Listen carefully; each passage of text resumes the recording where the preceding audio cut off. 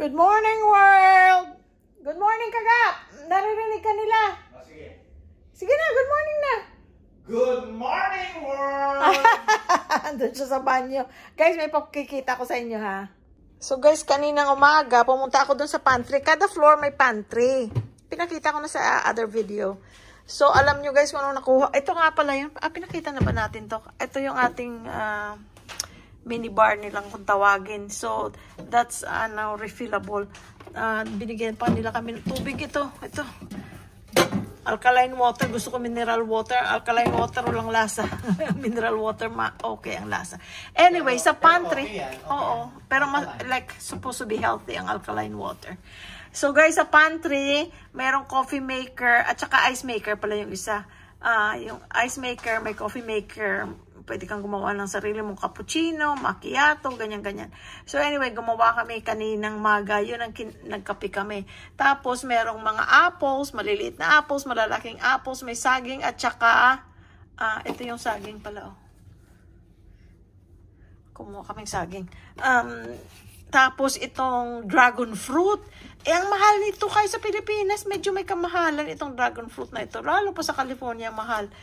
Tapos, good in fiber, kaya kumuha ako para kakainin. At saka ito, kahit na madali lang balatan, meron naman dun disposable knife, tapos kutsara dun sa pantry. Kakainin ko ito mamaya para meron tayong fiber. Kasi, bihira akong makakain ng dragon fruit. Kaya, ayan, nilagay ko muna dyan sa ref para lumamig. Masarap yan na malamig. So, aalis tayo, guys. Lalabas tayo. Dahil gusto namin kumain. Yan ang ating mga gamit, guys. Tig-isa kaming maliit na bag. Maliit na maleta, nilagay namin sa malaking maleta. Para kung may makita tayong mabili, ito, gagawin naming hand carry. Tapos yan, ang aming lalagyan ng mga pinamili. Ayan na si Louie Boy. Good morning! Good morning! Ay, naku, ginawa ko nila, inano namin yung aircon, pinalamig dahil kasi kagabi, mainit. Ngayon naman, malamig. So guys, lalabas tayo guys. Maglalakad lang. Yung pupuntahan namin, yung well-known na Bentham Market, mga kung ano-ano, bag, sapatos, damit, at pagkain, lahat nandoon. Dried fruits, mga ganon. Hindi tayo mamimili ha. Window shopping lang ha. Kala ko ba kahit ano gusto mo kong bilhin? Mura lang naman. Sa mata lang. Anyway guys, maglalakad lang kami kasi from the hotel, it's just a few meters away. So, maglalakad lang kami para maka-exercise na rin. Tapos, kakain tayo doon. Kung saan man tayo maaabutin ng makakita tayo ng masarap na kakainin. Alam niyo mga Vietnamese food, paborito namin yan, di ba? Okay.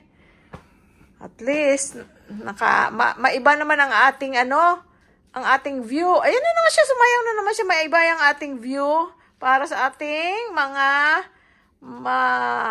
mabubuti at mga mababait nating mga viewers and subscribers. Ayan na naman si Adonis. Halika na. Halika na. Ay, hindi pa pala tapos yung inaano ko. Nag-i-edit ako guys para may mapanood kayo. Buti ang internet guys, mabilis. No problem. Kasi kagabi hindi na ako nag-edit dahil pagod na. After kami kumain dun sa baba, naligo. Tapos, maya-maya natulog na. Hindi na ako nag-edit. So, sorry. Walang vlog kahapon. Dahil maghapon kaming nagta-travel. Uy, tama na yun Okay, guys.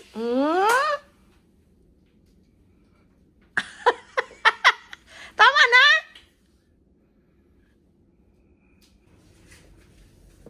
Ito guys, ang view sa araw. Yun pala guys, ito, isa sa mga mataas na building yan. Pwede kang pumanhik dyan. May bayad, mura lang naman. Nakita ko sa YouTube.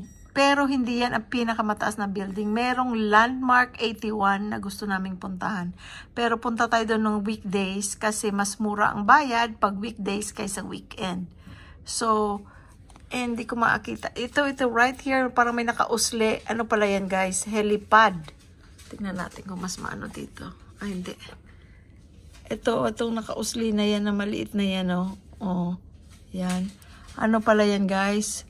Helipad yan. Ayan, sa gilid ng building. Nakakatakot naman na helipad. Ano, ayan, oh, yung nakausli na yan, oh. Ayan, nasana. Ayan.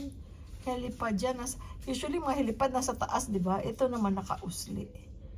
According lang yan sa YouTube na nakita ko, no? Tapos, isa yan sa mga pinakamataas na building, pero meron pang isa. Yun yung Landmark 81. Hindi naman makita dito na view. Hindi ko alam kung saan banda yun. Tingnan natin dito kung may makita tayo. Wala. Tapos, guys, ito. Tingnan natin, ha. Yan. Bridge yan. Tapos, merong Eco River. Yan. Yan, tubig yan. O, tubig yan. Ayan. Sa gabi, nagre-reflect yung yung glass, kaya hindi mo siya masyadong makita. So, yan ang ating view. Yan, salamin na dyan. Ewan kung saan tayo titingin. Salamin. Natin alam. Kung dyan ba tayo titingin o dito ba tayo titingin. Salamin. So, guys, ayan, aalis na kami, guys. Nahanap kaming pagkain at kung ano makikita dun sa baba. Mag-ano kami, may backpack siya. Pareho kami may backpack. Para kung may mabili kami, o di dyan na lang namin dadalhin kaysa yung mga tawag doon, mga plastic bag. Ang hirap bitbitin, maganda yung nasa likod mo lang, di ba? Basta ano lang nga. Ano? Okay, sinasabi ko sa'yo, basta tayo nandito to enjoy, okay? Okay. Basta sabi ko sa'yo, kung ano makita mong gusto mong bilhin. Kung anong gusto mong gawin, yun nga, gaya na sinabi ko sa'yo, parlor, pedicure, manicure, haircut, hair color, lahat gusto mo. Halimbawa mo, gusto mong magpa-masahe, everything. Spa, ganun. Spa, Tingnan bahala natin. ka. Basta kung ano, tapos kung ano gusto mong bilhin mo. Oh, okay? Ikaw rin. Basta bilhin mo kung ano gusto mong bilhin. Hindi naman ako magastos, pero maraming salamat. Basta bilhin mo lahat ng gusto mo, okay? Gawin mo lahat ng gusto mo. Let's say, gusto mong mag-tumbling, gusto mong tumulay sa alambre, gusto mong mag-circo, gawin mo. Hindi, totoo. Basta gawin mo kung ano gusto mo, bilhin mo kung ano gusto mo, okay? Okay. Huwag kang, maraming salamat. Don't hesitate, okay? Okay.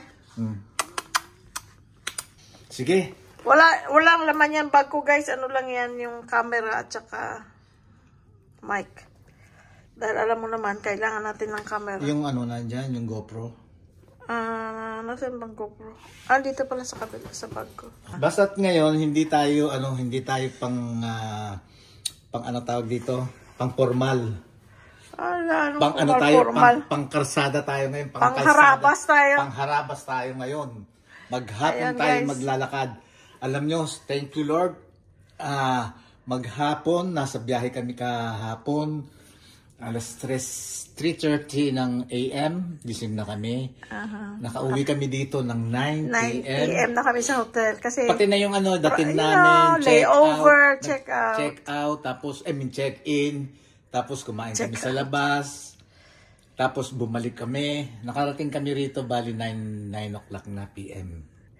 So, tsaka lang kami yun, naligo, pahinga, kung ano ang dapat sarap gawin. ng tulog namin kasi pagod din. No? Kahit wala kang ginagawa, nakaupo ka lang sa aeroplano, nakaupo lang sa layover, busog. Yes. Pero yung out of your, hindi routine, at saka, no? Parang yung travel, nakakapagod din. At saka, with the help of God, we are healthy, good health and strength. Yes, hindi, Lord. sa totoo lang, yung bali nakakapagod yung kahapon, maghapon yun, no? Pero kung walang wala kang nakaramdaman. Thank you, Lord. Maraming salamat. Thank you, Lord. Ayun. Maraming salamat po. Thank you. Tapos, ang aming suot na sapatos, yung komportable. Oo, yung pinaka-komportable. Salamat, M! Sa bigay mo ito, Ate M. Ano tawag dito? komportable. Tapos yung nag-light, ano lang kami. Malaki ang maleta namin, di ba guys? Pero walang laman yun. Kasi kung may mapamili kami, yun ang ilalagay namin. Ang ano namin, travel light lang kami. Ang damit namin, ilan lang. Paulit-ulit lang kami ng damit. Ako, wala. Lalo pa ito. Yung mga short, paulit-ulit lang. Look, wala. Nothing. Walang alahas, nothing. Parang ano lang, simple lang. At saka, ano ba yung enjoy, hindi yung para magpa-passionista. Hindi naman tayo passionista. Okay. Salamat guys sa panonood lagi. Till our next vlog. Thank you so much, guys. We love you all. Bye-bye. Magpe-pray kami guys. Tapos alis na kami. Okay. Tapos vlog na naman kami doon ha. We love you.